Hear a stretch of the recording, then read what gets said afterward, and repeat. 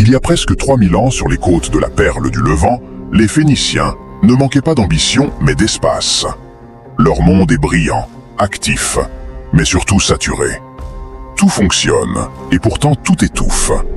Ce n'était pas une crise passagère, c'est une limite. Une limite qu'on ne peut pas négocier, surtout pas avec les Assyriens. En Méditerranée, ils respirent. Pas de frontières visibles, juste des routes invisibles que seuls eux savent suivre. Ils n'improvisent pas, ils répètent. La navigation n'est pas un risque, c'est une compétence.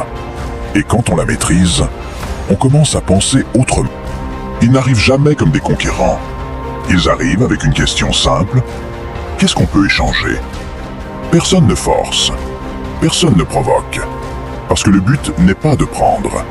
Le but, c'est de revenir. Encore. Et encore. Puis, tout s'aligne. Les routes, les distances.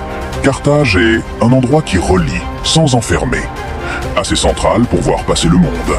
Assez protégé pour s'y poser. Ce n'est pas un pari audacieux. C'est une lecture correcte de la Méditerranée.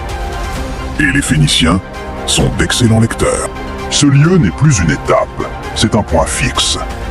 On construit pour durer, on organise pour transmettre. Ce qui devait résoudre un problème d'espace crée une nouvelle puissance. Carthage ne naît pas d'un rêve impérial, elle naît d'un choix lucide. Et parfois, c'est exactement comme ça que l'histoire commence.